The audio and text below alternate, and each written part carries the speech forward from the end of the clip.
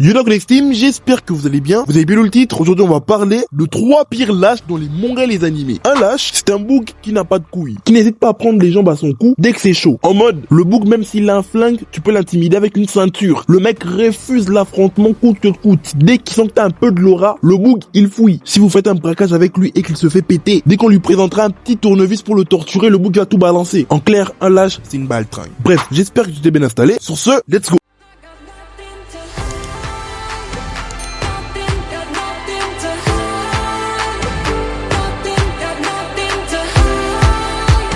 Samouraï dans My Hero Academia. Non mais les gars, là c'est une dinguerie. Le mec ici, il est 9ème du classement des héros. Genre là, dans le top 10, il est 9ème. Donc Samouraï, ce gars, c'est pas n'importe qui. C'est un GOAT. Mais après la pseudo-défaite des héros face à Shigaraki et All for One, une défaite qui est très marquante parce que plusieurs héros sont morts, comme Midnight, X-Less, Crust ou même Iron Black sous Foufou. C'est une dinguerie. Et dites-vous qu'après ça, l'univers de My Hero Academia est passé dans un côté un peu plus sombre. En clair, c'était plus safe. Et c'était maintenant aux héros de remettre de l'ordre, d'essayer de rétablir la paix. Mais Samouraï, notre 9ème du classement des héros, le bouc il fait quoi? Il prend sa retraite. C'est une dinguerie. Rendez-vous compte du niveau de lâcheté de ce gars. Genre là, le bouc a capté que c'est trop chaud, c'est trop hard. Il a lâché son poste. Bah les couilles de sauver le Japon. Le mec, c'est un lâche. Ok, il est bas de vieux. Mais se barrer à ce moment précis, c'est de la lâcheté. C'est une dinguerie. Surtout quand tu sais qu'il y a des héros qui sont gaze, qui sont nuls. On dirait Braithwaite au Barça. Mais eux, ils sont encore là. Non mais les gars, je pense que vous n'arrivez pas à bien situer la dinguerie.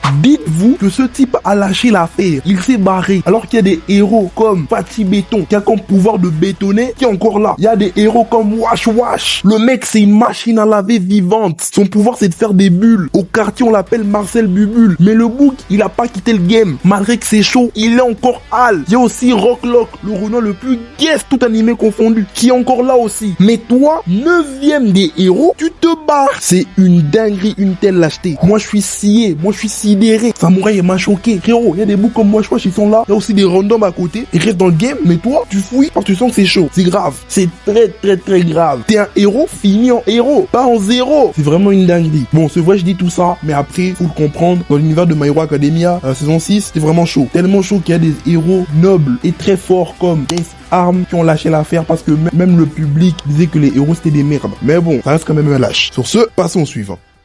Wataru Kuon dans Blue Lock. Les amis, je pense que vous connaissez tous ce bâtard. Tous ceux qui ont maté Blue Lock connaissent forcément cette merde. Oui, le mec qui a une détente à la Kagami. Le moins qu'on puisse dire, c'est que c'est un bon. Niveau foot, je pense qu'il a un petit level. C'est un bon. Mais ce bâtard est un gros lâche. Le mec, quand il sent que c'est chaud, il hésite même pas à trahir ses poteaux. Non mais les gars, lui, c'est une dinguerie. On te met dans une team de footballeurs. On te dit non, ici, faut gagner, sinon on est baisé. Toi, vu que t'es un bon gars et que t'as des couilles, tu décides de prendre le commandement de cette équipe. Tu deviens leur coach pour essayer de faire passer ton équipe à l'étape suivante du Blue Lock. Mais ce bâtard, dès qu'il capte que au Blue Lock c'est pas pareil que dans son quartier où le ballon lui appartient, il se dit direct, sans réfléchir, que non, moi, mes potos, je vais les baiser. Il se dit même pas non, avec mon équipe on va essayer. Non, le gars, dès le 2e match, malgré la victoire de son équipe, pour lui il se dit non, pour la suite, c'est clair qu'on est baisé. Et du coup, au 3e match, le bouc a décidé de trahir ses potos. C'est une dinguerie. Dites-vous que le mec, c'était un peu comme le coach de l'équipe, c'était un peu comme le papa, le daddy. Il créait les stratégies, il calmait les troupes, c'est un bon. Mais dès qu'il a senti que c'est chaud, le bouc il a trahi ses potes. C'est vraiment un lâche. Y a pas de débat. Il cherche même pas à essayer d'affronter l'adversité. Le mec il baisse ses coéquipiers sans zen, sans lubrifiant, à sec mon gars. Le bouc il part donner à l'adversaire toutes les infos de sa team. Il part aussi donner toutes les strates et par-dessus le marché pendant le match. Le mec il s'est mis avec la team adverse pour encore plus baiser sa team. Non franchement lui son niveau de lâcheté c'est très grave. C'est une dinguerie de pas avoir confiance en soi. Et dites-vous qu'après ça le mec il est parti réessayer la même strat pour le prochain match. C'est une dinguerie d'être un lâche pareil. Appelez ça comme vous voulez, trahison ou quoi, mais moi je pense que c'est de la lâcheté. Ne pas avoir les couilles de croire en son football et d'affronter la team adverse, c'est être lâche. Franchement ce gars c'est vraiment un bâtard. Il mérite vraiment le tison le plus sincère au monde avec ses yeux de merde sous forme de raies des fesses. Le moins qu'on puisse dire est que C'est vraiment un lâche, ce gars. Bref, sur ce, passons au suivant.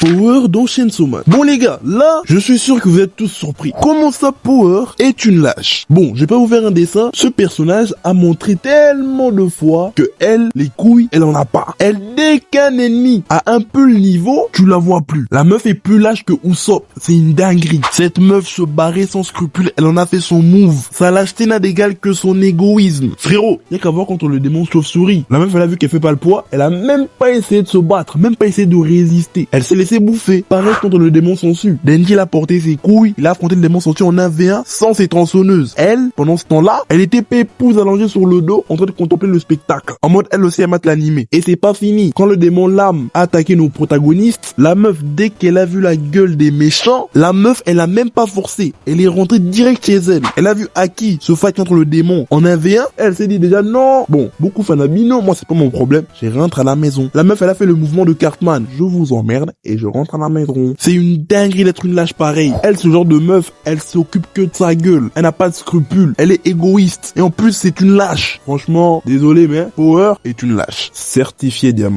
Bref, sur ce, merci d'avoir suivi la vidéo jusqu'au bout. N'hésite pas à liker si la vidéo t'a plu et à me dire dans les commentaires des personnages lâches. Ça peut m'aider pour une éventuelle partie 2. N'hésite pas aussi à t'abonner et à activer la cloche pour rater aucune de mes autres vidéos. À Connextime, je suis de retour. Oui.